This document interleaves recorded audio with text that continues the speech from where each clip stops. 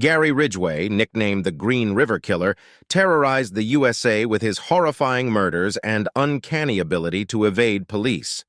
His first victims were believed to be 3 young sex workers in the Seattle area.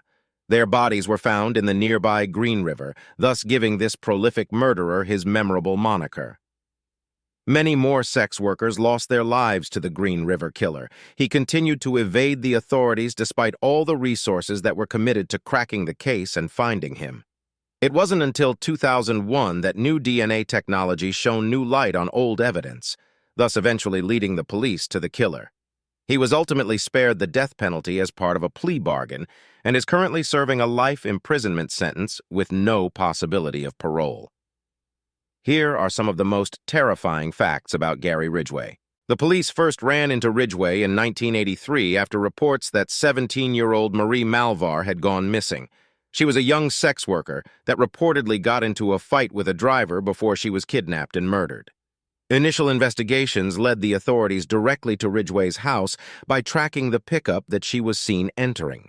However, when police questioned Ridgway, he denied knowing Marie, and the police stopped their investigation there.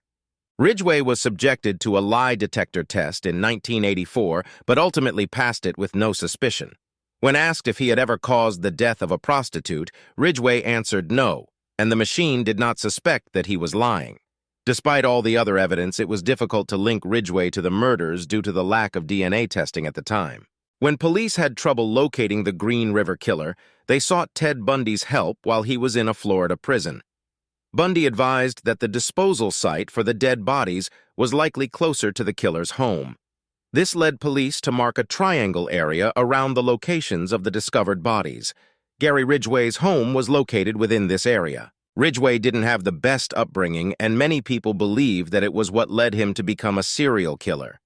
He admitted to both hating and being sexually attracted to his mother, and his father often told him about prostitutes and how Ridgway should stay away from them. He also attempted murder at age 14 when he tried to murder a 6-year-old boy. He even claimed that his first murder was at 18 when he killed a young boy. There were a number of disgusting and evil confessions that Ridgway made after he was caught. He claimed that he was able to kill as many prostitutes as we wanted without getting caught because they wouldn't be reported missing right away. He also confessed to having sex with dead victims and had to bury the bodies to stop himself from having sex with them endlessly. While he confessed to killing up to 80 women, police could only confirm that he had killed 49. Despite his poor academic record, Ridgway understood forensics and how to throw the investigators off his scent. For example, Ridgway chose to strangle his victims instead of using weapons because he thought it was cleaner. He even said, "Choking is what I did and I was pretty good at it." Ridgway also hid evidence, such as clipping his victims' nails if they scratched him or buying new tires to literally hide his tracks. He even placed bogus clues at crime scenes and occasionally moved his victims' remains to make it harder to find them.